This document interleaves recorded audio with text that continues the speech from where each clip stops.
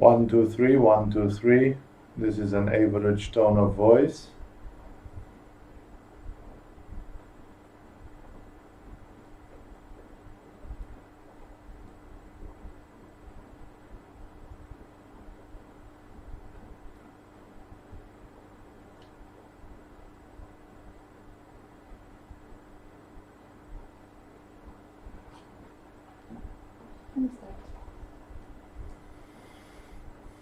Okay.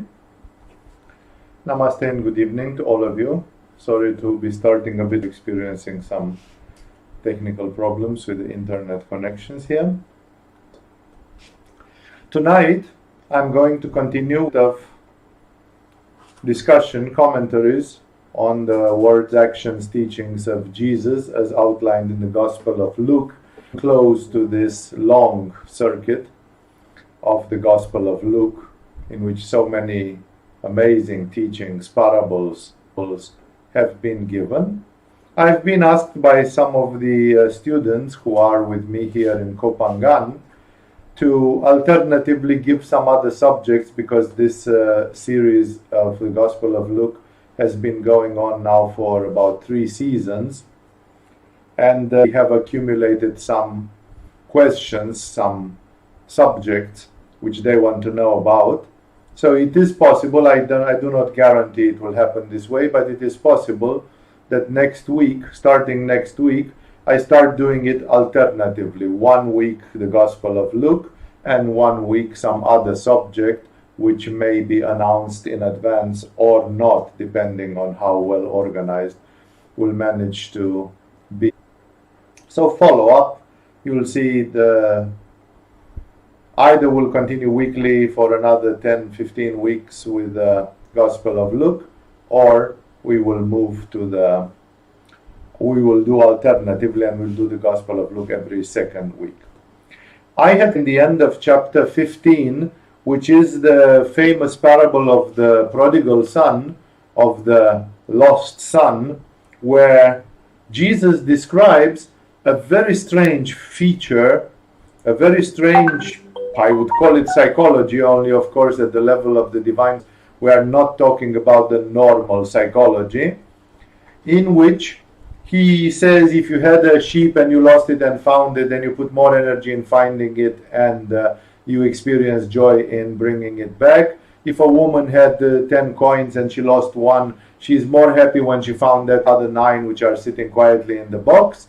And he compares it with the prodigal son. A man who is God had 2 sons, which are the souls in the manifestation, and one of these souls was quietly there with God all the time, and therefore there was no rush of emotions like, oh, I lost him, I got him back, while the other one became the prodigal son, who went, got lost, and then came back. Kind of psychology is incomprehensible, and it can bring that people think, what kind of God is this? This ridiculizes the idea of a divine consciousness, because how can the divine consciousness have so little objectivity? How can the divine consciousness act in an apparently biased way? Why? What is this? It's like, it's not scientific, it's not fair in any way. And of course, we have to understand that Jesus, by giving these relatively simple parables, he was giving parables for to listen and to understand. Everybody who listens to the 90% of the people who listen to the parable of the prodigal son, they kind of understand it, but nobody is trying to really understand what's in the heart of God, the motivation of it. That's not the point of it. Speculating that God will get more happy about this and that, you can see, because Jesus even points to the fact that here there is something incomprehensible. In the end of this parable, okay, the prodigal son comes back and he says, forgive me, and of course the father is infinitely compassionate and forgives him and loves him, and says on the contrary, put the best clothes, big sacrifice the fattened calf, let's have a party, oh what a joy is that my son was lost and now he is found, and all that. Sure, I mean, in a normal village culture of Palestine, of Israel of those days, you would relate to it. You wandered for thousands of lifetimes, and then eventually you are getting back, and the divine consciousness is giving you a great hug. It is happy to see you back. But the story is a bit more complicated, and that's why especially Jesus is introducing the second son, which is like ground zero, which is the referential point. It says, the older brother became angry and refused to go in. So his father went out and pleaded with him. And is getting annoyed at the reaction of God, the Father, and God is going out and saying, look, you have to understand. Like, how amazing. This, of course, this parable is made in such a way so we understand that we don't understand. Because the answer which is given is banal, and you would say, come on, I didn't expect God to be that way. The father went out and pleaded with him. Why does God need to plead with him? He can simply, if you don't like it, that's who I am. That's how the divine laws are. If you want to go get lost for a while and then you'll come back and we'll see as well, just go ahead. But that's a stupidity, because your son was attracted into darkness, pain, ignorance, and so on. So there's no need to, why would he go? And he pleads, and look what he says. Look, all these years I've been slaving for you and never disobeyed your orders. Oh, that sounds like the religious person who is always within the norms and the parameters. And yet you never gave me even a young goat so I could with my friends. Is that true? Is there no celebration in the lives of the people that work for God, that do? That's not really the actual truth. So the fact that Jesus turns it, he says, oh, but that's the way I want to tell this story. Say that this son was pissed off because of that. That does not respect the ontological truth, that does the existential truth of what's happening. It's like you would say, there are some prophets, there are some saints, there are sattvas, there are some inhabitants of Shambhala, and they have never gone wrong, like they have always been correctly since thousands or tens of thousands or hundreds of thousands or millions of years. And then when God is making apart his lost sheep, they could get jealous. Of course, the great saints from Shambhala, knowing this parable and understanding it at a much deeper level, of course they would never fall in this trap. But here, Jesus needed to have the old who is getting frustrated, jealous. In actual fact, the older son, if he would be staying with God and I slaving for you and never disobeyed your orders and so on, he would be an enlightened being. And if he would be an enlightened being, then jealousy.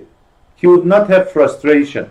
The people from Shambhala would not say, we have been enlightened for 15,000 years, and now there comes this newcomer who is catching the last train, and he just got enlightened in the 20th century or in the 21st century, and now he thinks he can be colleague with us in Shambhala. Yes, he can be, because he is Shiva, they are Shiva, everyone is Shiva. The quality of the cosmic consciousness is not different. The quality of the I am is not different. And the fact that one apparently got it 2,500 years ago like Buddha, and one got it 20 years ago like I don't know whom, like someone who got it in the year 2000, a millennial enlightened being, what difference does it make from the standpoint of the consciousness of Shiva? Since time is relative. Time is just part of the Maya. It's one of the Kanchukas. It's one of the armors of illusion. So why would it matter that somebody got enlightened then and now? Of course, in the narrative, when you tell the story, when you write the Bible, when you write Puranas, legends and myths about it, then it will matter. Wow, this was for a long time with God and this one came rather recently. But if they truly are with God, if they truly are Buddhas, if they truly are enlightened, then the quality of the consciousness of one is the same with the quality of consciousness of the other. You can still say, yeah, but the older one, he has had a lot of experience in the field as enlightened being. Yes. That experience in the field is something which differs in Prakriti. It can be possible that the one who has been enlightened for 15,000 years, now he's in a body which is old and frail, and he can hardly carry his chair from here to the next room. And the one who is enlightened right now is powerful, young and athletic, like Shankaracharya, Adi Shankaracharya, who got enlightened when he was 16 years old, and he has a tremendous physical energy, and he is very fit, and he can make karma yoga physically, like physical efforts and so on, tremendously much. This again, it's a relative thing, it's an illusion thing, it's something which happens in Prakriti. It's part of the illusion. At the level of Purusha, these enlightened beings are equal. And the fact that one had more experience and the other one had less experience, or the fact that one is physically stronger and the other one is physically weaker, the fact that one could be a man and the other one could be a woman, the fact that other things, one can come from a very wealthy, like an imperial family, a royal family, and the other one come from the status of a beggar or of a very poor person or family or something. These things can make a difference only in the world of Walt Disney. In the Walt Disney's Bhadistanistic world, it makes a difference. And you say, Ramakrishna was not like Milarepa and Rumi was not like, but they were. They were and they were not. From the standpoint of their Prakriti, one was tall and one was short, one was strong and one was weak, one was younger, one was older, and one was the prodigal son and one was the one who stayed with God. That's why from the standpoint of illusion, there is a difference. The older son, if he would not be subjected to illusion, he would rejoice like his father. But here Jesus wants to give the example of an older son who is enlightened but not quite, not so enlightened. No? And then he reacts with jealousy, with frustration, with a measure of things which is not actually the best thing. So he just reproaches. He says, why there is so much party for this guy because he was a pig and he abused and whatever, and now he came back. And for me, who I was working with, maybe I should also go away. And it's like it gives you the funny ideas. But when this son of yours, who has squandered your property with prostitutes, comes home, you kill the fattened calf for him. Like he sounds very much like he's jealous. But if the older son would be a Buddha, would he be jealous? Most 99.99% no. It's not because they not feel jealousy, because they are still human beings in a human body when they are around here. But they have a level of wisdom which is allowing to themselves, is allowing to them to deal with these negative thoughts which may emerge for a second, and then they can be tempered down and as being unworthy and being not representing the divine reality. My son, the God is trying to explain, and Jesus is trying to explain, because he is trying to say, listen, all of you are like the older son. All of you are just grumpy, frustrated, envious, jealous human beings, and when you would see somebody praised, then you would become annoyed. Like out of all the apostles, Peter betrayed Jesus in the meaning that he said, no, I don't know this man, and so on. And then Jesus apparently made him chief among his apostles. That's very arguable if there was chief, but very often Peter is presented as being the one who has who is a natural born leader, the one who is older and more fiery than the others, and who has this Manipura leadership in this circle of the apostles, are looking up to him. And the same thing could be said, why is Peter better than us? Some of the people like Matthew and others, who was a tax collector, They could read, write, compute, do mathematics. Peter apparently was completely illiterate to start with because he was a fisherman. No, Matthew could have said, well, we've been all of us 3 years with Jesus, and then suddenly Peter gets bumped up like he is the boss or he's the numero uno. Or something. Why should he be? Why shouldn't I be? Why shouldn't John be? Why shouldn't Thomas be? Why shouldn't somebody else be? Why should Peter be? No? Again, at that point, Matthew, he demonstrates lack of enlightenment, lack of Buddhahood, lack of wisdom.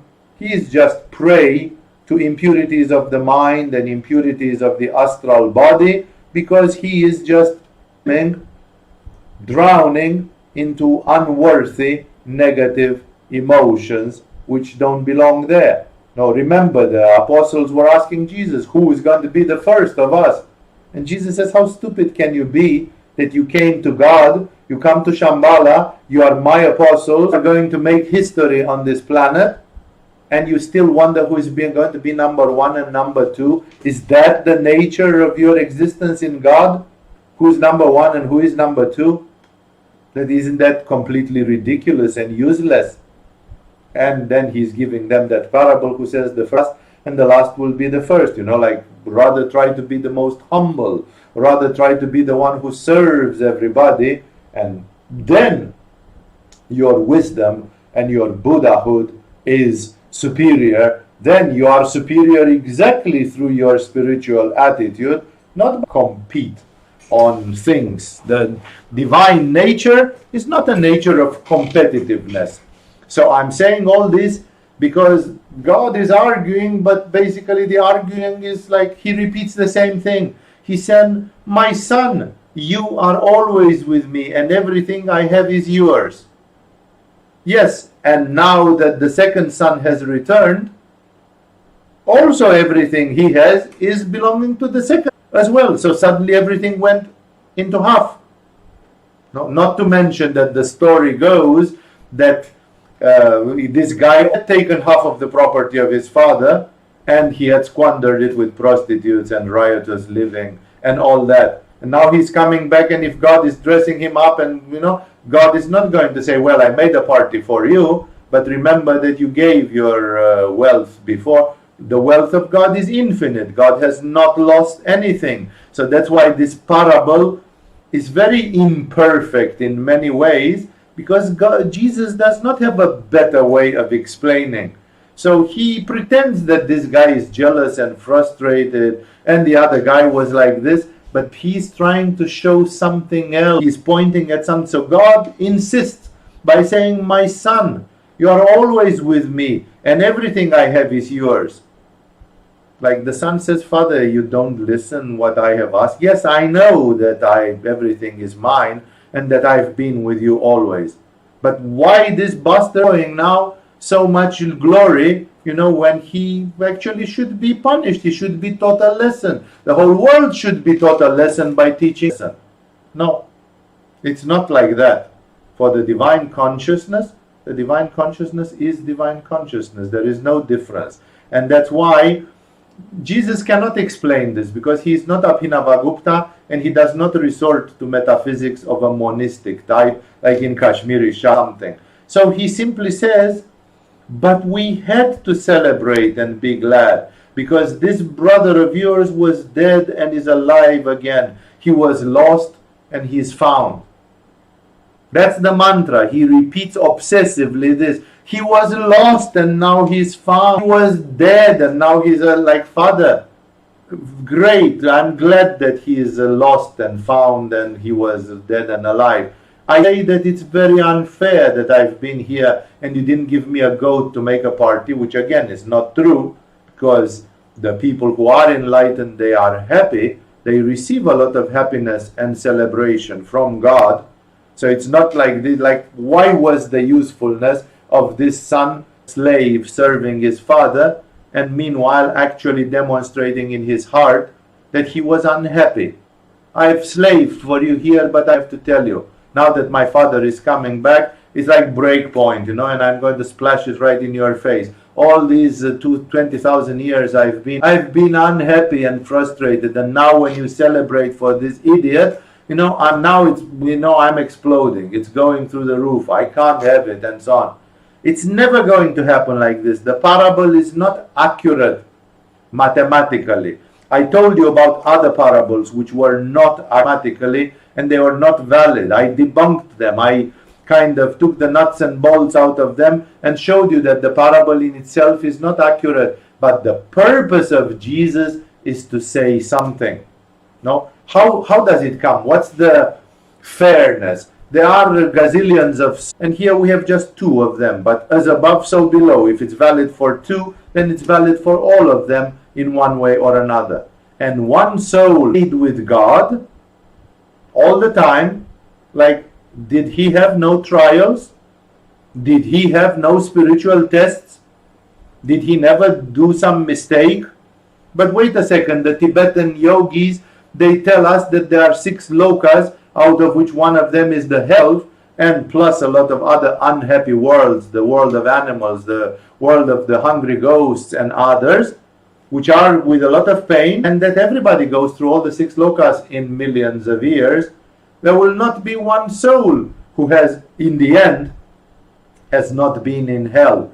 Like even Buddha, after 10,000 lifetimes, or how many lifetimes he had, you can bet that Buddha himself must have had at least 20 lives or 200 lives in which he was evil, dark, went to hell, got very negative karma, terrible, dark and ugly things, paid for the karma, suffered for thousands or tens of thousands of years, and then eventually when his subconscious mind learned the lessons and so on, then he burned all the things of the past, and slowly in the last 100 before becoming a Buddha, there maybe things were just going up, because he was like a runner who, when he runs on a stadium, he goes on a straight line. He makes the last loop, and then there is 100 meters left to the finish line, and that last 100 meters is a straight, and maybe Buddha in the last 10 lives or the last 100 lives of his personal history, he was on that straight line.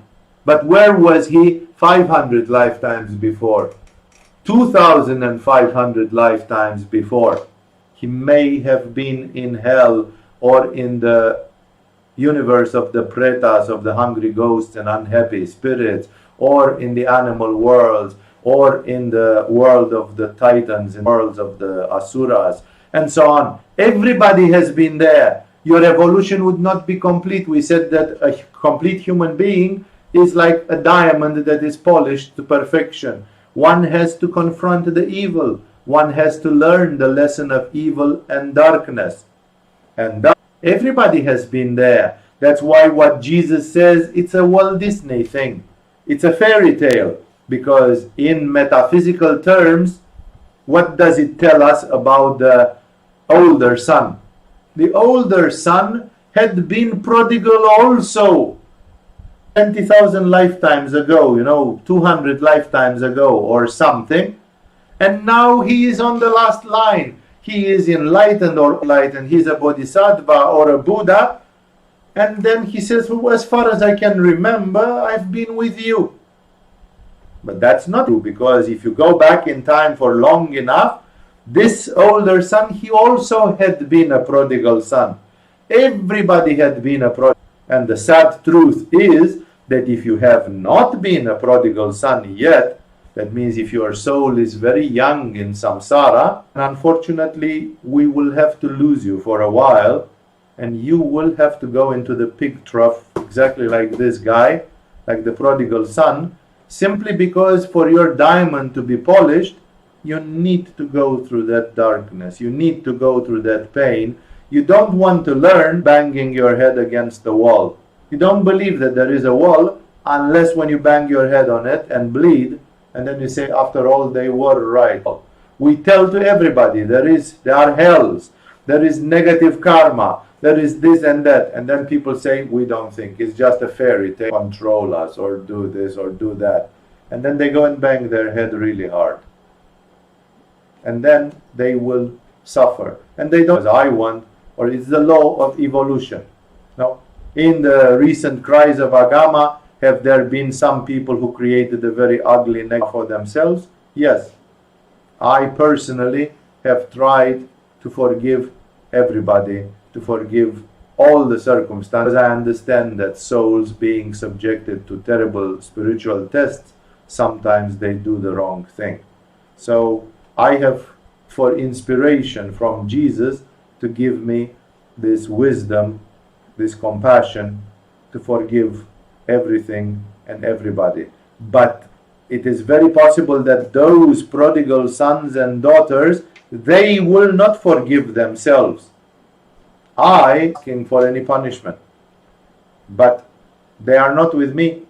They are living their own lives. And then, if they consider themselves guilty as they die, they will just ask, their own subconscious mind, their own soul will ask to go to hell as a punishment for what they think that they have done. And that is simply because they have never been there, and that part of their evolution is necessary.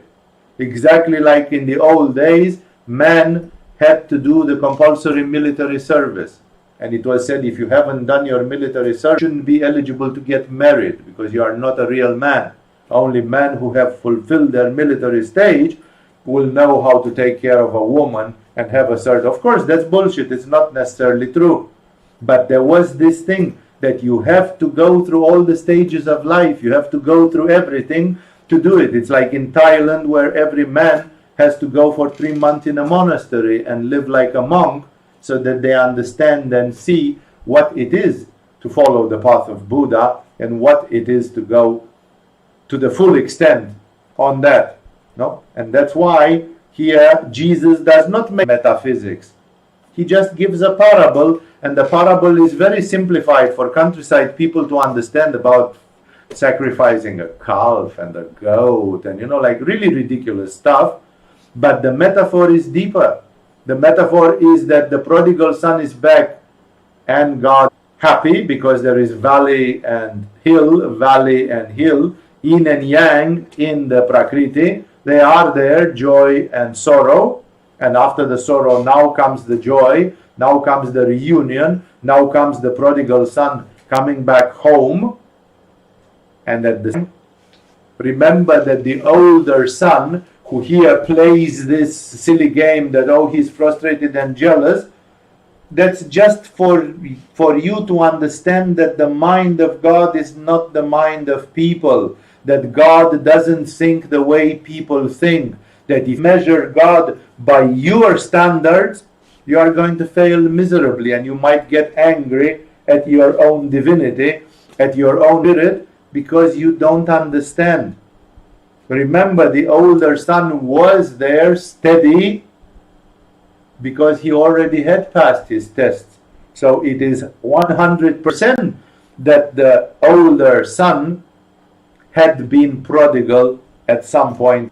If he had not been prodigal in the past, he would not know what it is to be prodigal.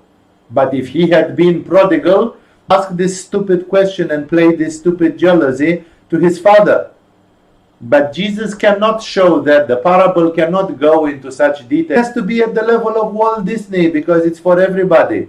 And thus, in this way, it's like Jesus is enacting a sort of a theatrical play, but this theatrical play is hiding a lot of things. Please remember, the older son, he must have been, that's why he says it's older. It's like an old soul. He has been through hell. He has been through betrayal. He has been through demonic things.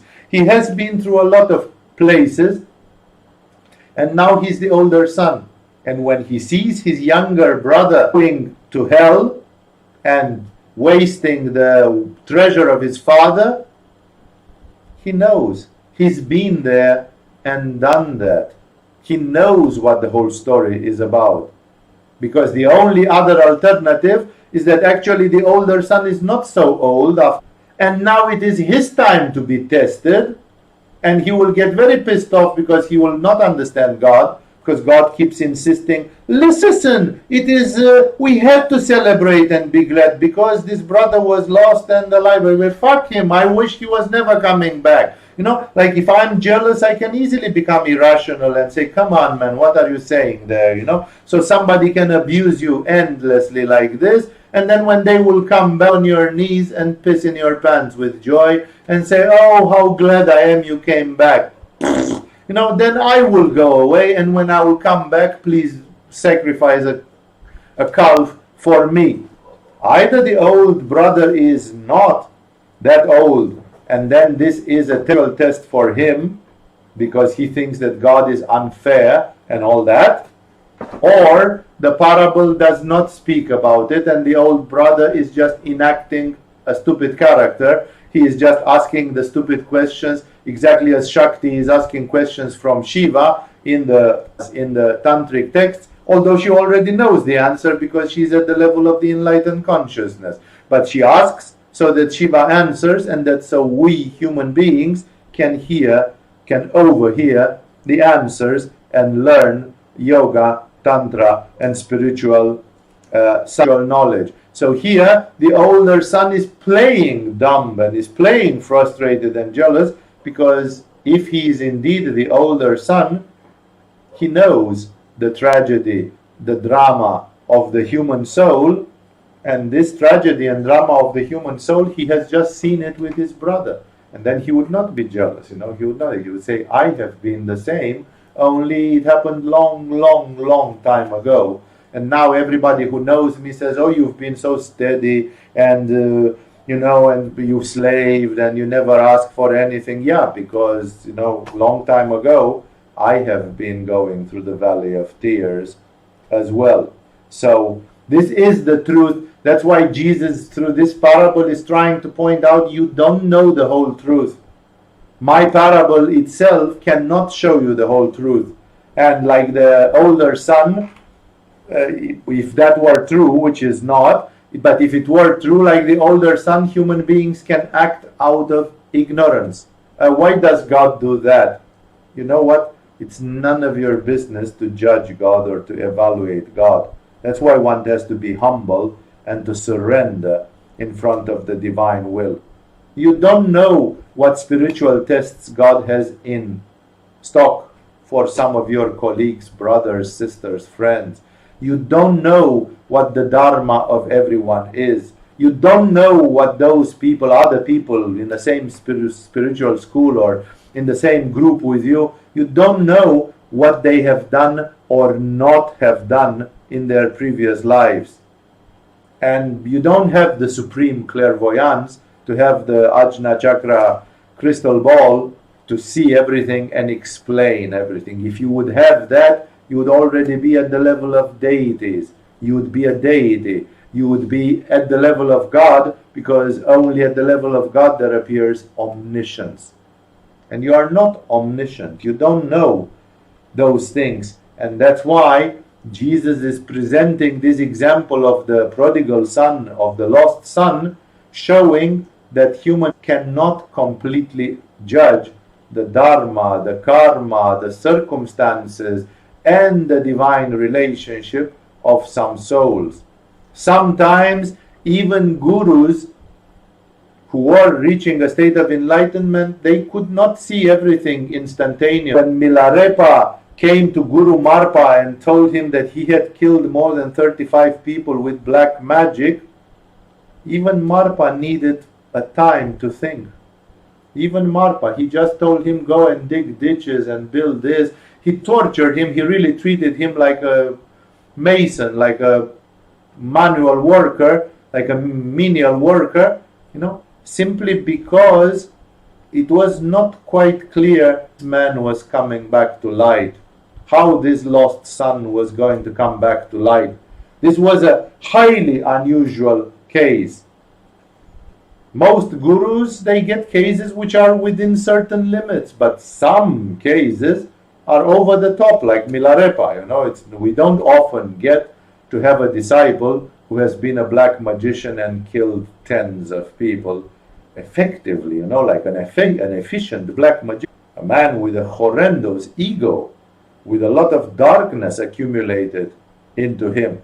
No. Eventually, Guru Marpa identified the path for Milarepa. But he had to let him. Milarepa stole some mantras, pretended to initiations, did this, did that. He acted according to his crazy darkness, even with his guru, he was not completely exemplary and elegant and so on. Until from this ping pong, his path became obvious. And the Papa was super tough. He lived alone for 30 years, eating pretty much nothing, and doing some of the most terrible spiritual practice that is recorded in Tibetan history. So please remember that the parable of the prodigal son, of the lost son, is and it looks, because it tells us that now we see that this one was good all the time and this one was bad, and then he became good, and then there was a vision in Shambhala for him. And you say, is that fair? Don't worry. God is fair. The enlightened Buddha is fair. The enlightenment, the consciousness of Shiva is fair. You don't have to worry about that. That's not your problem. If you are challenging the fairness of God, it means you are ripe to become demonic yourself and to start going to hell. And I wish you are not that much of a young soul. The young souls, sooner or later, they will have to go do their military service or go to a monastery month, by the analogy which I gave here with the Thai culture, which means all the young souls are actually perhaps going to commit some grievous mistakes, and those mistakes are going to cost them very dearly. And then, after 35,000 years or God knows how long, they will be back with their tail between their legs, humbled, and with big scars, like they have been through the wars of samsara, and there they have learned some very tough lessons. That's the actual thing hidden in the parable of the prodigal son, but this kind of method being taught openly here. So God simply says, take it like this. I'm experiencing a yin and a yang, a valley and a hill. This soul was lost and he was in his valley of tears. Now the valley of tears is finished. He came back to his senses. He came back to me and he said, please forgive me. I will be with you. I will serve you like the most unworthy servant. God demonstrates that the pain made him understand. It is very unfortunate that human beings have to lay. This yin and yang of life is unfortunately seen so often in this manifestation that people very often learn by botching some situations miserably and paying for them, paying through them, and then coming back. And he goes into the next parable, which is, all these parables are about this, right? Losing a sheep and finding it back, losing coin, being glad to find the lost coin. The prodigal son, which is the acme, which is the top of it. And now there is the parable which in this edition of the Bible, which I'm using in this translation, is called the parable of the shrewd manager. And let's see what it says. It's a bit long. Jesus told his disciples, there was a rich man whose manager was accused of wasting his possessions. Is God, again, always. And the manager was accused of wasting his possessions. Who is the manager? We, human being. We are trustees of God. We are sent down here with a certain trust, with a certain capital. And that capital has been entrusted to us. It's very important to realize this. What we have is a gift. You can say, but isn't it my karma? Isn't all the karma in this universe also belonging to God? Isn't every quantum of energy belonging to God and actually being the body of God, being part of Prakriti or Shakti, the manifested part of God? So, of course, whenever you are here, but people are arrogant, they refuse to see it like this, but the humble, I have been sent in the world with a trust, in my care from God, and I have with this, from this. So there was a rich man whose manager was accused of wasting his possessions. Accused. Doesn't say he was wasting. He was accused. This is very metaphorical, no? Because it's exactly like the Last Judgment. Why does it have to be a judgment day for Francis of Assisi? Isn't Francis of Assisi a great saint of God who has proven himself to love God and surrender to God? There will still be a final judgment, so that anybody cannot say, there is a special favor for Francis. No. Both you and Francis go to the judgment day, which means Francis was accused. Because at the judgment means somebody says, isn't it possible, Francis, that you actually fornicated? And Francis will say, in front of God, I say, no. Francis, isn't it possible that with all these gifts that you got from God, you actually were a proud, arrogant asshole, and you are very happy that you are special and different from other people? And Francis says, may my guardian angel, or all the angels and archangels, be my witnesses as about that, because as far as I am aware, I have tried to be humble and to surrender. And if I was wrong and I became proud and arrogant, then of course I am doomed. I have done something very wrong, but I can't judge of that, because always I would say, no, I have not been proud and arrogant. I can say, according to my best perception, in my humble opinion, I have not.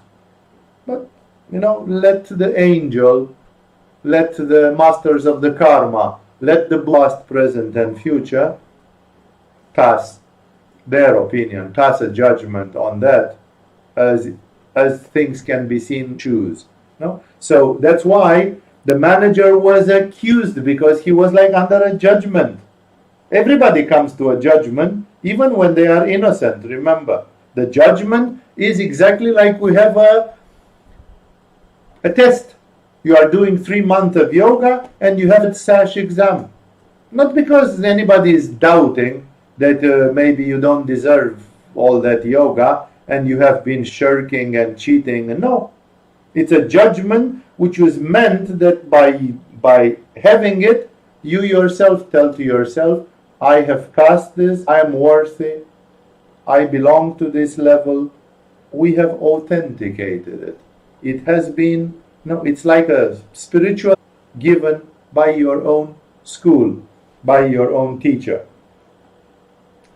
So God, the rich man, called the manager, asked him, what is this that I hear about you?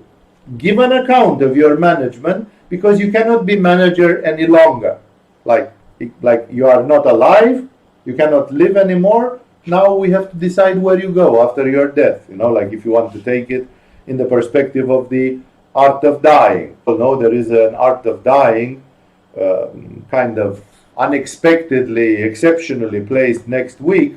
So don't forget to tell your friends and those who missed it. There is the exceptional opportunity to catch an art of dying now, next week, from a distance, online.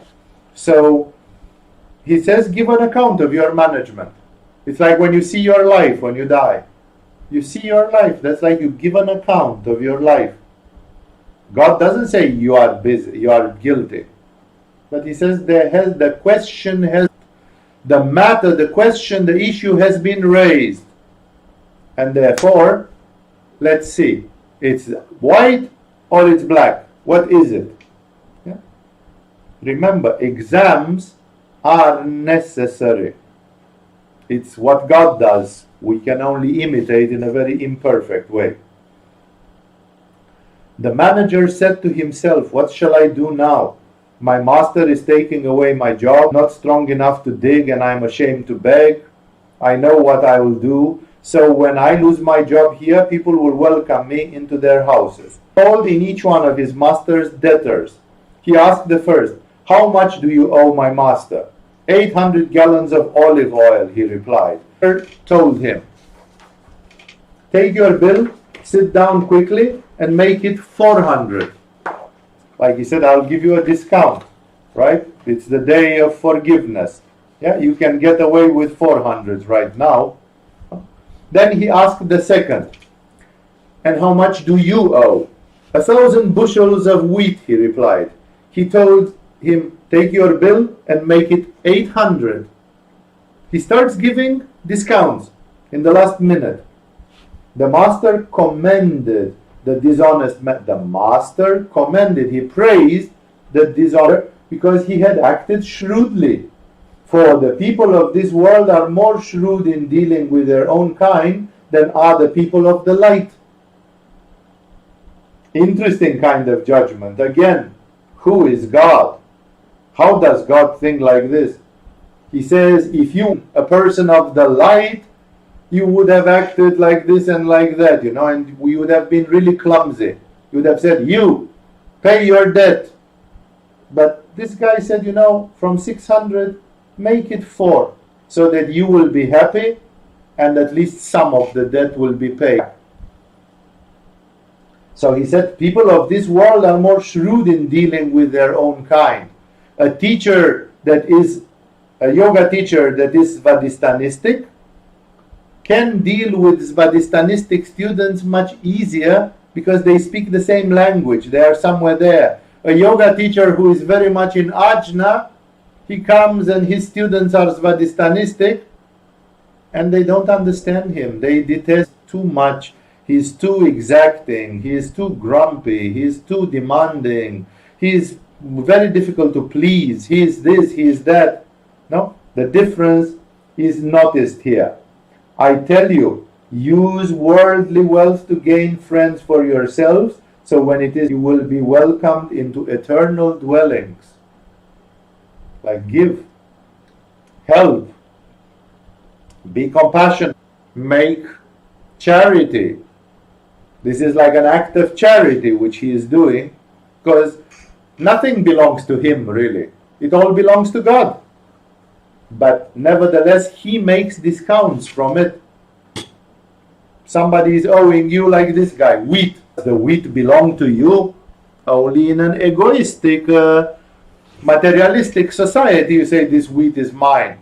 But actually it belongs to God. It belongs to Mother Nature. It can be today yours and tomorrow not. You have nothing and you have everything. Whoever can be trusted with very little can also be trusted with much. And whoever is dishonest with very little will also be dishonest with much. As above, so below. So if you have not been trustworthy in handling worldly wealth, trust you with true riches. And if you have not been trustworthy with someone else's property, who will give you property of your own? No servant can serve two masters. Either he will hate the one and love the other, or he will be devoted to the one and despise the other. You cannot serve both God and money. This is a very harsh judgment. We'll have to dwell on this a little bit more, and probably next time I will interrupt in the middle of this parable somewhere, because it's very big. No? It goes in two levels. It says on one hand there are the ways of doing things of God, and God is asking from the what have you done and all that. But then God commended the dishonest manager because he had acted shrewdly. On the other hand, you gave from the divine abundance, like you are more intelligent than other capital which you have received from God. And you give some of this capital of intelligence to enlighten other people. Like Buddha apparently was highly educated and highly intelligent. And look how clear he made the Buddhist system with the Four Noble Truths.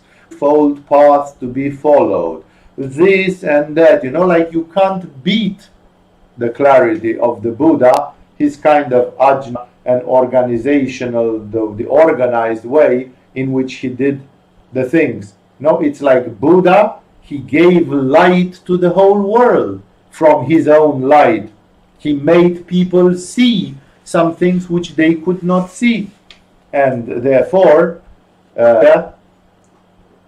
Jesus says God commends that when you can integrate into the manifestation with destroying anything without making radical compromises.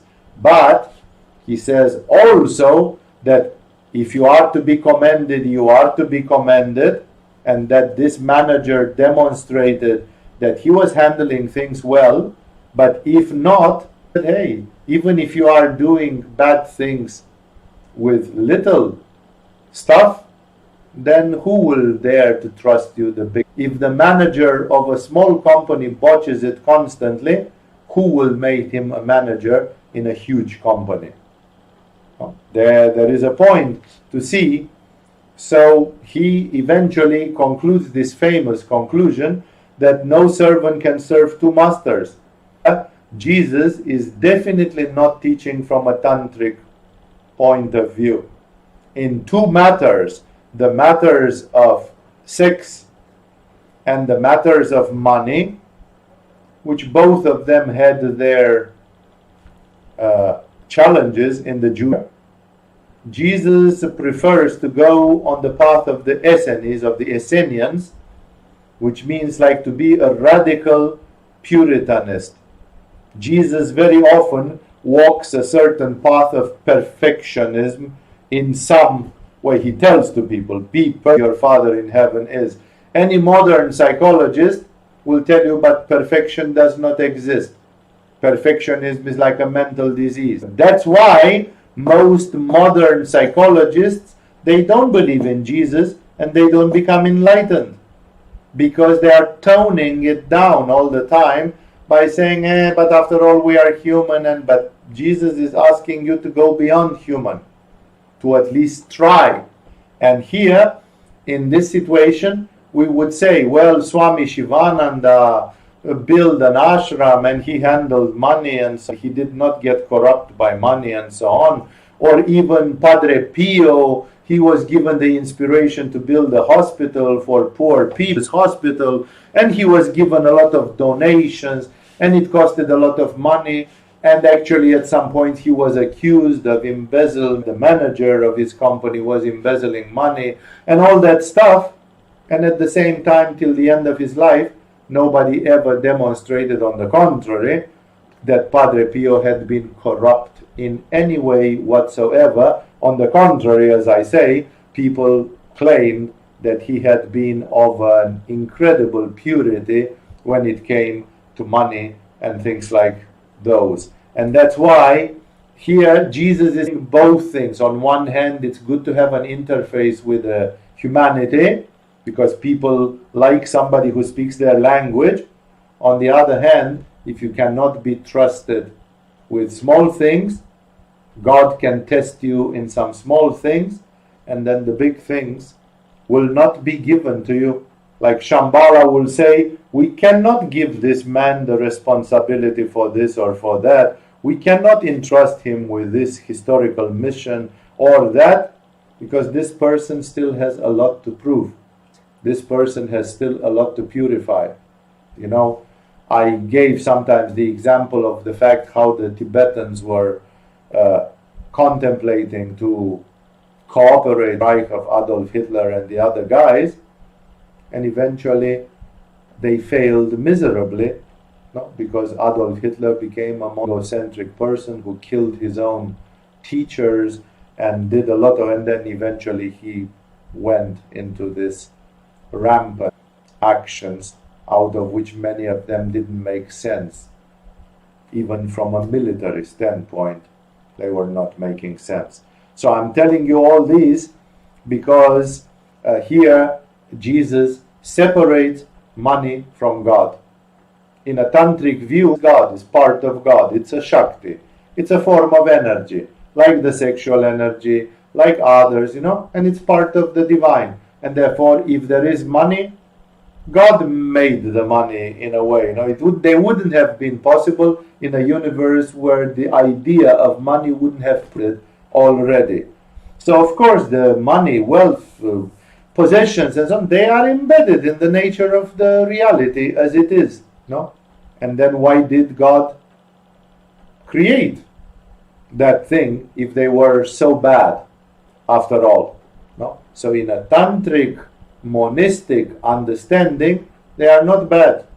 There's nothing wrong with it. But here, Jesus, this is like a separation path, like the path of good versus evil.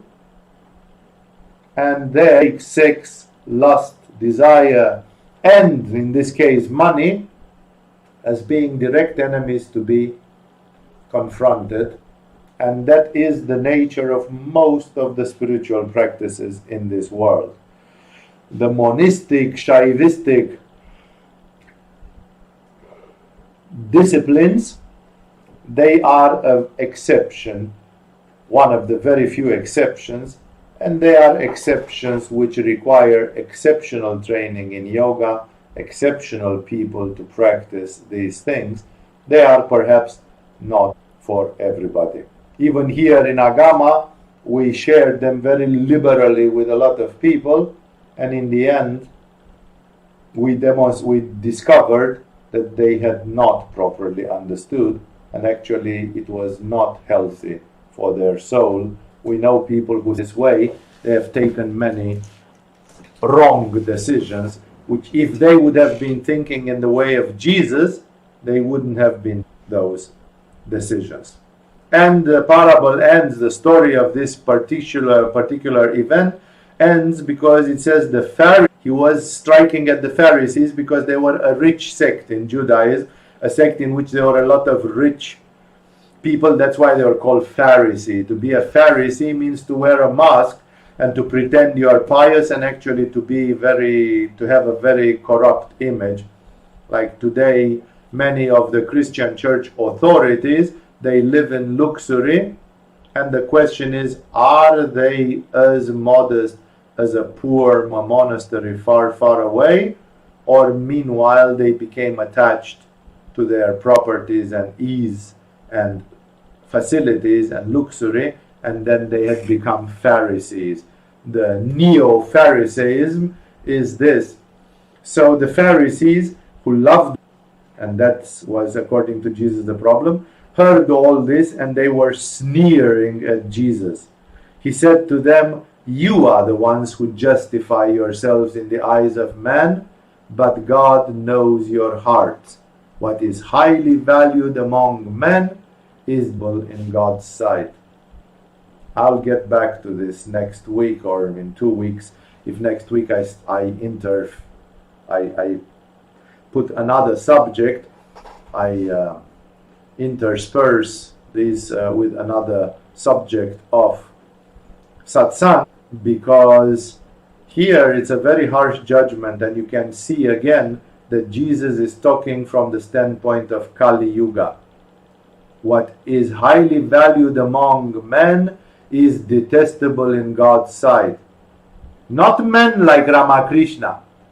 Ramakrishna could not touch physical money because he was feeling a burning sensation. Not men like Francis of Assisi. Not men like Milarepa. What is highly valued among men, those men are the Pygmies of Kali-Yuga. So the Pygmies of Kali-Yuga, they have created a world and a society in which the things which are highly valued, he doesn't say it's not valued in God's sight. He uses a very harsh word. He says it is detestable in God's sight. Imagine that a small child, uneducated, makes a cake or some molding object, some toy, out of caca, out of shit. And then he comes to his father or mother and presents it and says, "Look, I've done something wonderful." And they are like, "Oh man, it stinks so bad, I want to vomit," Like It's not that it's not acceptable. It is acceptable. Many people will go to God and will say, God, I have done that. The angel asks him, what have you done in your life? Yeah, you know, I have been a great leader. I have, and then suddenly the angel turns green in his face and starts going like, can you interrupt your story a little bit because, and then the man is petrified. This is how many petrified people have gone to hell. There are many people who until they die, they believe they are okay.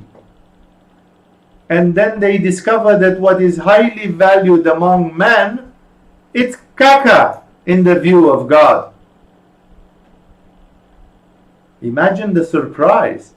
Imagine the surprise, because man says, I thought that if I was a manager into a banking institution, no.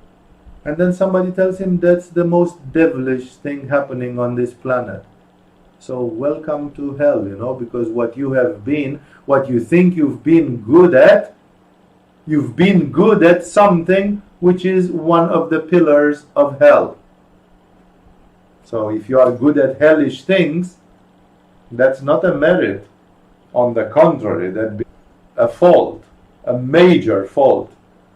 That's why human beings have to evaluate very carefully what they are good at and what they are doing with their lives, because especially in Kali-Yuga, the Dharma is gone to a horrible extent. And people live without Dharma, and they think that what they say, yeah, but I've done this, yeah, but I've done that. What have you done with your life? Well, yes, I've done that, and so on. No? Then when they get face to face with their angel, I might make a satsang about angels, angelic hierarchies, because a workshop is coming up and people want to know a little bit more about this. When they come in front of their angels or in front of the God consciousness, suddenly they realize that 9% of the things of which they were so proud, they were actually all of them wrong. Not only not worthy, they were actually plainly wrong. And then the question is, I have been very good at things which were not good at all. Then it's like, what have I done with my life? This is how hell comes. It's easy to find hell in Kali-Yuga. Kali-Yuga itself is a bit of hell. The planet in which we live, look at this nonsense with this virus and what people are doing to people and to themselves and so on. Aren't we living in hell? Isn't this a world of imbeciles, of self-punishing imbeciles, of paranoid imbeciles, of imbeciles who punish each other, of drunken animals, animals that are drunk with booze and are behaving chaotically like drunken monkeys or drunken elephants or whatever? It's like there are video clips with what animals do when they get drunk with alcohol. That's what I'm referring to. It's like, are we living in a world which is paradise-like, and then people are threatening that in the next 10 years and 20 years and 30 years it's going to become even more dark and bitter, and Big Brother is going to control everything, and you won't even have the freedom to go fart freely in a corner, just because, like, Kali-Yuga is a hell. The life in Kali-Yuga is a hell. In Satya-Yuga, it may have been a place where you could enjoy the paradise of God, nature as the smiling face of Shakti, the consort of Shiva. Not in Kali-Yuga. In Kali-Yuga, because people are so low in resonance, so demonic, so selfish, so materialistic, so impure, the whole nature is becoming impure. If we are killing billions and billions of chickens, cows, pigs, and other creatures every year just for our big bellies, to feed them, when it's not necessary and it's not even ecological, it's not even friendly to Mother Nature, then what kind of world do you expect we are living in? What kind of world, what kind of resonance is in this world? Then we are wondering why there are tsunamis and epidemics and earthquakes and social and domestic violence, and we live in hell. That's why this world in which we live is a manifestation of hell. And in this world, that's why I say what is highly valued. No, it's like you live in a post-apocalyptical world. You live in one of those science fiction movies which happen after a nuclear war, a Mad Max type of. What's the virtue in the post-apocalyptic Mad Max type of world? Guns, power, rape, violence. It's all the world of slaves and killing and so on. If you live in such a world which is a hell in itself, then of course you say what is highly valued among men. What was highly valued? The people in Mad Max.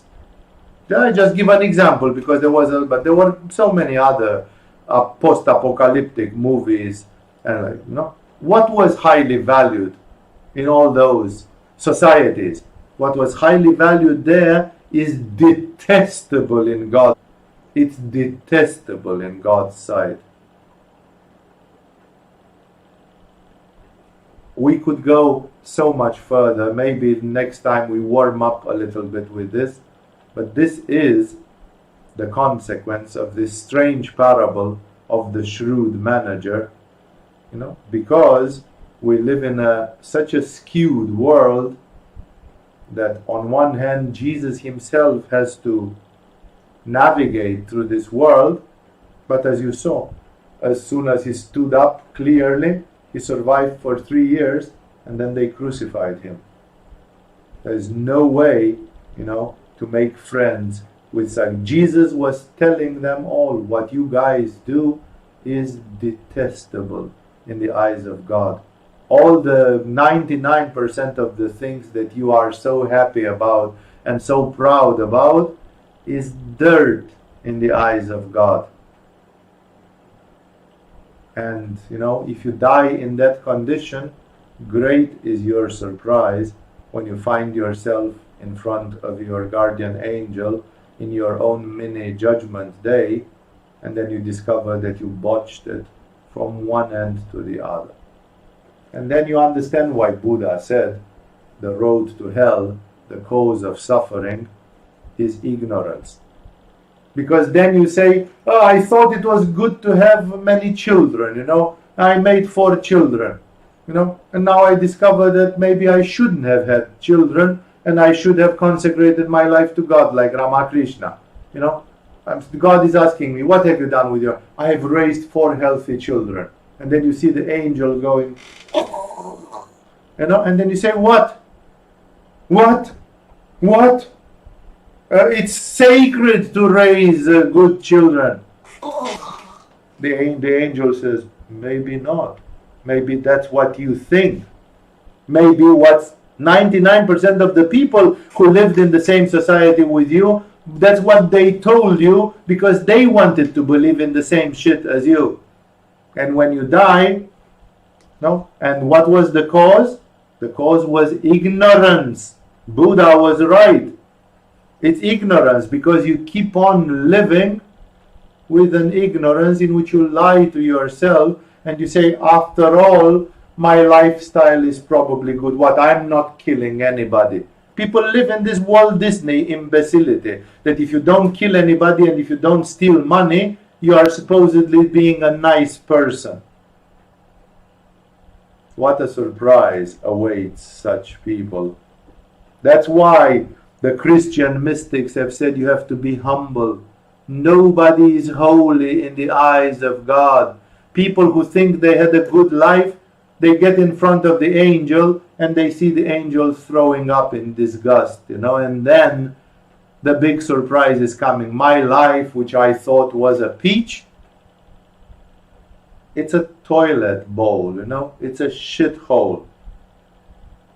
And I was happy that I was having a good life, but Actually, when you take the Yama and Niyama, the morals and ethics, you see that, let's remember, we said that people who claim and think honestly that they never lie, they still lie approximately 10 to 12 times per day, every day. That's a university research in England. But people who know that they lie, they probably lie 100 times per day. But the people who are very prim and they say, no, I never lie. No, university research has caught them lying 10 to 12 times still, every day. You would say, but maybe they are minor lies of which they are not really conscious. When you will face your guardian angel, then you will be conscious and you will see that God and the angels and the masters from Shambhala, they were conscious of every of it. Only you pampered yourself in saying, come on, it can't matter that much. It does, unfortunately. The mind of God is very different from the minds of people, and ignorance and egoism just defend our own shit and defend our own little selfish, miserable universe. We die and we have our own personal apocalypse. When the knowledge dawns upon us, it's too late. Then we have to take the karma and all the dharma, karma consequences which come from that, and then we are not happy. Remember that in Kali-Yuga, it's very seldom pure. It's very seldom inspired. It's very seldom divine, because the law of the world is adharma, is non-dharma. And then we tend to be like the world, and then we don't serve God. It's like he said here, you cannot serve two masters. That's why sometimes spiritual people, they stand against the world, especially in Kali-Yuga, and is a marvelous example. Standing against the world and saying most of what you think is true, it's not. You've been lied to. You are ignorant. You are just pampering yourself that you are doing fine, but you are not. Meditate. Ask for divine inspiration. This is where we stop tonight, on this note of asking for this divine inspiration. Thank you all for joining tonight. Follow our calendar. Next week I continue with Luke's Gospel, or if next week I insert maybe a satsang about angelic forms of existence, because again a workshop on this theme is prepared to come soon, and it would probably fit very well as well in the middle of the